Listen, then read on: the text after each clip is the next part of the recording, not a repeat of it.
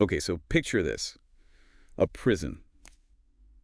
But not just any prison. This one has a jacuzzi Hmm. and a soccer field. Yeah. It even has a dollhouse, a giant custom-built dollhouse for when the kids come to visit. Sounds pretty nice. Yeah, well, this wasn't some luxury resort. This was the self-designed prison of Pablo Escobar, Ah, Pablo the Escobar. wealthiest criminal in history. Wow.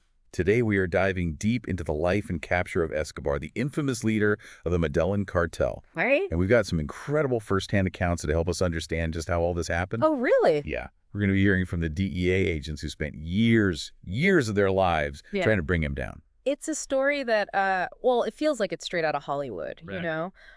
But Escobar's impact, it reached way beyond the movies. Right. To really understand how he rose to power. I mean, we got to go back to Colombia in the late 80s, early 90s. Okay. A country completely in the grip of the drug war, Yeah. where car bombs and assassinations, they were just everyday occurrences. I can't even imagine living under that constant threat of violence. Yeah. And it wasn't just a Colombian problem, right? No, not at all. I mean, this drug trade, fueled by Escobar, this web, it's stretched across continents, Absolutely. touching countless lives, Wow. probably even, communities Yeah, it's fascinating because Escobar, he didn't start off as some big-time kingpin. Really? He was a petty criminal in the beginning, but you could see it early on. The ruthlessness, the ambition. Yeah. This wasn't just about money for him. This was about power, Yeah. about control, Yeah. achieved through brutal, often unimaginable violence. And the interviews with Steve Murphy and Javier Pena, the DEA agents, I mean, they really bring that to life. They Right. talk about how Escobar, there was just this chilling lack of remorse. Yeah. Like he just eliminated anyone who got in his way. Like Yeah. it was nothing. Well, and that, as horrifying as it is, that strategy, it Right. worked. By the mid-'80s, the Medellin cartel under Escobar, they controlled something like 80% of the global cocaine trade. 80%. 80%. That's hard to even fathom. I know, it's mind-boggling. They were smuggling these huge, unimaginable quantities of cocaine, Yeah. using these really elaborate methods. I mean, we're talking hidden compartments in planes, Yeah. disguising cocaine as everyday things, even smuggling it inside fruit, fish. I mean, you name it. It almost sounds, I don't know, comical if it weren't so terrifying, Yeah. Yeah. Yeah. And fueled by such devastating consequences. I mean, you can't ignore the human cost here. Of course, yeah. Lives destroyed by the addiction, that's what Escobar's empire was built on. Absolutely. And, to maintain that power, Escobar, he used terror. Yeah. Like a weapon. He understood the effect it would have, not just on his rivals, but on the entire country. Right. It wasn't just about winning for him. He wanted to instill fear. This wasn't just about taking out rivals either. I mean, we're talking car bombs in civilian areas. Yeah. An attack on society itself. Yeah. He even orchestrated the bombing of Avianca Flight 203, trying to assassinate a presidential candidate. What? He ended up killing 107 innocent people. Oh my gosh. The psychological impact of that kind of indiscriminate violence, Yeah. it's unimaginable to live with that constant knowledge that anyone anywhere could be a target. Yeah. That's a level of fear that, well, thankfully, most of us will never understand. It was into this world, this chaotic and dangerous world, that DEA agents Steve Murphy and Javier Pena stepped, volunteering for what was essentially a suicide mission. Yeah. This wasn't a desk job. These guys were putting their lives on the line every single day, trying to dismantle Escobar's empire. Right. And their commitment, it was extraordinary. They were separated from their families, living under constant threat, never knowing if they'd see their loved ones again. It's incredible. I know. It really speaks to their dedication, their belief that they could actually make a difference. They even faced danger from within the Colombian system. Yeah. Can you believe that Escobar actually negotiated a deal with the Colombian government? A deal? A deal that allowed him to build his own luxury prison. No way. It's true. Wow. This was the infamous deal of a lifetime. It just shows you Escobar's audacity, Yeah. the level of corruption in the government, and the fear he instilled in those in power. I mean, he basically dictated the terms of his own imprisonment. So what did he do? He built this prison. He called it La Catedral. It had all the comforts of home and more. Like what? A jacuzzi, a soccer field, Wow. a giant dollhouse for his kids. He handpicked his own guards and inmates. So he's running his own prison. Yeah. And get this, he continued to run his criminal enterprise from within those walls. This wasn't a prison. This was a palace of corruption. Absolutely, a slap in the face of justice, and it was a stark reminder of the power that Pablo Escobar still wielded. Yeah. Of course, this charade, it couldn't last forever. You can't just let a drug lord run his empire from a custom-built prison, though. Like, what happened? Well, his brutality, it eventually sealed his fate, I guess you could say. Okay. He murdered 2 of his associates right there in La Catedral. Oh, wow. And the Colombian government, they were facing all this, public pressure. Yeah. They finally realized, okay, we can't let this guy keep playing us. Right? We got to transfer him to a real prison. I bet that didn't sit well with Escobar. No, it didn't.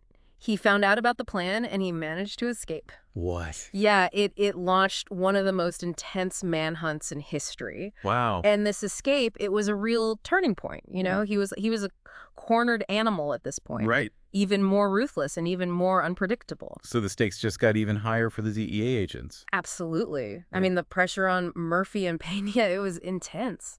Yeah. They were living in a pressure cooker, I bet. Knowing that Escobar had all these loyalists, all these resources, it was a tough situation. Yeah. And to make matters worse, there was this new force that emerged. Yeah. Los Pepes. Los Pepes, who were they? Los Pepes, it stood for Perseguidos por Pablo Escobar.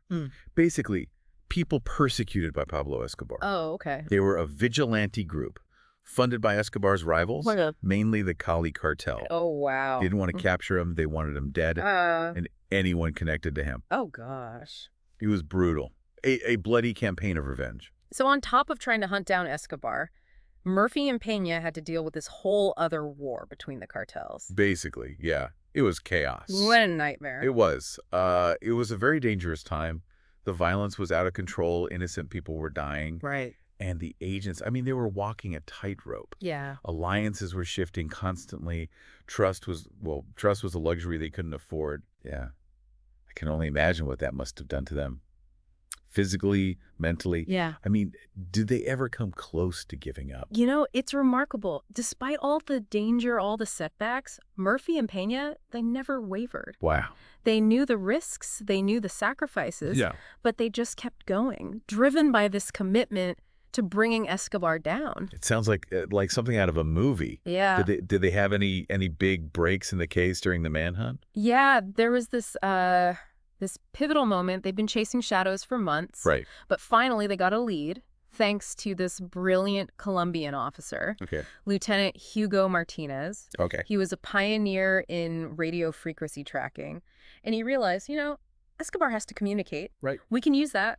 Oh, that's smart. It was. Every phone call Escobar made to his family, trying to control his empire, it became a signal, a breadcrumb, leading them closer. So they were using his own paranoia against him. Exactly. It was risky, but it worked. Yeah. Okay, I'm on the edge of my seat now. What happened next? On December 2nd, 1993, Martinez and a team of Colombian police, they acted on the intel they'd gathered. Right. They surrounded the building where Escobar was hiding in Medellin. So this was the final showdown. It was, but there's a twist. Javier Pena, he wasn't there for the raid. What? He missed it. After all that, why? It's kind of strange. The day before the raid, the U.S. ambassador, he ordered Pena back to Miami, citing security concerns. Wow. Can you imagine, after years of chasing this guy, to miss the climax? It must have been incredibly frustrating. Yeah. So what happened during the raid? Well, it was chaos. Violent. Escobar and his bodyguard, they knew they were trapped, tried to escape across the rooftops, but they were outgunned. Okay. And in the shootout, Pablo Escobar, the man who had terrorized a nation, was killed. Wow. So that was it, the end of Escobar's reign. It was a major victory, for sure. But the story doesn't end there. There's still the aftermath. Right. And the legacy he left behind. It's hard to believe that one man could have such a huge impact, on a whole country, even the world. Did Escobar's death really change things? I think there was definitely a feeling of relief in Colombia. Yeah. A collective sigh of relief. But the drug trade, it's complicated. Right. Taking down Escobar, it was a blow to the Medellin cartel. But it didn't get rid of the problem. So what happened after he was gone? Well, there was a bit of a calm period. Okay. But then the void that the Medellin cartel left, it was quickly filled by their rivals, the Cali cartel. It's like, that saying about cutting off one head of the Hydra. Exactly. Two more grow back. It's like, it just seems like an endless cycle. It makes you wonder if the fight's even winnable. That's a question that a lot of people who have been involved in the war on drugs have asked themselves for decades. And, the interviews with Murphy and Pena, they're really interesting on this point.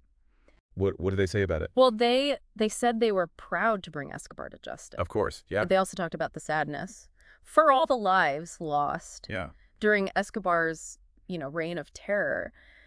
They lost friends, colleagues in the Colombian police. Wow. They saw the devastation that Escobar caused. I can only imagine how emotionally draining that must have been. Yeah. I mean, did they feel like it was worth it? All the sacrifice. They did. But they also knew that their work was just one small piece of a much bigger problem. Right. Escobar's death didn't get rid of the underlying issues. Right. Poverty, corruption, demand, the things that fuel the drug trade. So this isn't just about catching the bad guys. It's about understanding the root causes, all these social and economic factors that are driving this global problem. That sounds like a pretty big task. It is, but it's a conversation we need to have. The war on drugs, it's had a huge impact on communities all over the world, and not always for the better. Right. We have to look at the consequences. We have to explore other ways of doing things. And maybe the most important thing, we need to shift the focus from punishment to prevention and rehabilitation. This deep dive, it's really given me a lot to think about. I had no idea how complicated this whole story is. It goes way beyond the headlines, way beyond how it's shown in movies and TV shows. Right. It's a reminder of the human cost of the drug trade, the courage of the people fighting against it, and how badly we need to find better solutions, more compassionate solutions. Well, listeners, we've gone deep into the rise and fall of Pablo Escobar, a man who was both a symbol of wealth and power and a source of terror. But his story, as we've seen, is just one chapter in the much bigger story of the drug trade. Yeah. And we encourage you to keep learning about it, keep exploring this issue, learn about his history, learn about its impact, and learn about the work being done to make things better. And if you've enjoyed this deep dive into Escobar's world, well, remember to subscribe to The Deep Dive for more fascinating journeys into history's most interesting events. Absolutely. And people, until next time, keep questioning, keep learning, and keep diving deep.